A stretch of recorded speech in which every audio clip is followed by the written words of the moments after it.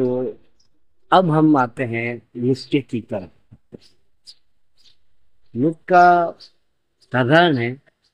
अक्सर अपने क्या कहते हैं, होली के बाद जब होलिका दहन हो जाता है उस समय सबसे ज्यादा बीमारी जो छोटे छोटे बच्चों में होती है वो होती है कुकर खांस, जिसे राजस्थानी भाषा में खुलखुलिया, अंग्रेजी में हुपिंग कफ कहा जाता है। ये बीमारी इतनी तीव्र होती है, बच्चा खांसते खांसते उसकी पेट की जो रग नसें होती हैं वो हरी हरी उभर जाती हैं, चेहरा एकदम लाल हो जाता है और वो परेशान हो जाता है। कभी कभी उसको इतनी उल्टी होती है तो मतलब इतने कफ आता है कि खांसते खांसते उसको उल्टी होनी शुरू हो जाती है। इसके लिए मैं आपको एक बहुत ही जबरदस्त और नायाब नुस्खा प्रस्तुत कर रहा हूँ।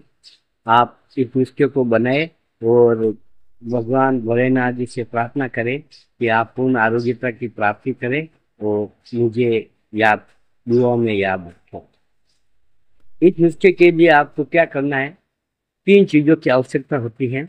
सबसे पहले केले के पत्ते, सूखे पत्ते, इनकी अपने को भस्म बनानी है। ये भस्म होनी चाहिए 10 ग्राम। आप 10 ग्राम केले के पत्तों की भस्म बना लें। उसके बाद में अडूसा, जिसे वासा भी कहते हैं, इसके पत्तों की भी भस्म बना लें। ये भी लगभग 10 ग्राम होनी चाहिए।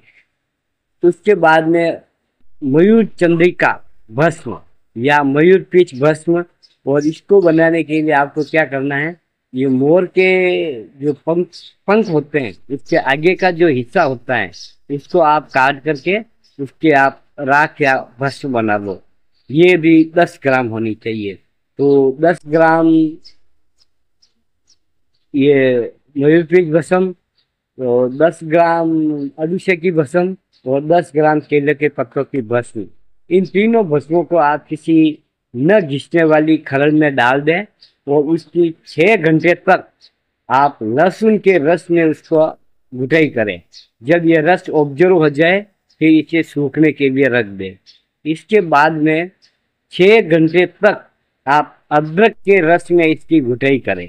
अदरक के रस में घुटाई करने के बाद में इसकी आप काली मिर्च के आकार की गोलियां बना दें और बच्चे को गोली को पीस के तोड़ के थोड़ा सा शहद मिला के बच्चे को चटा दें।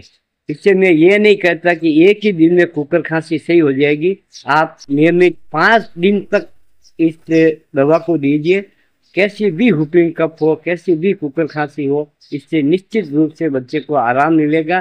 कई ये एक हटीली खांसी होती है कुकर खांसी। इसके अंदर अपन इन मेडिकल साइंस में अपन कहते हैं जिसमें हेवी से हेवी एंटीबायोटिक, क्लोरोफेनिकोल है, सिप्रो है या अन्य प्रकार के जो एंटीबायोटिक वगैरह जो भी अवेलेबल होते हैं उतने उनके देने के बावजूद भी ये 10-15 दिन महीने भर तक ये खांसी बड़ी मुश्किल से जाती है। और इसके अंदर बच्चे की जो कंडीशन होती है, जब वो खांसता है तो अपन अपनी आंखों से देख नहीं सकते, पूरा चेहरा उसका लाल हो जाता है। तो आप सिर्फ 5 दिन ये दवा दीजिए बच्चे को और फिर देखिए वो कैसे चैन की वो नींद सोता है बच्चा। Thank you. ओम नमः शिवाय।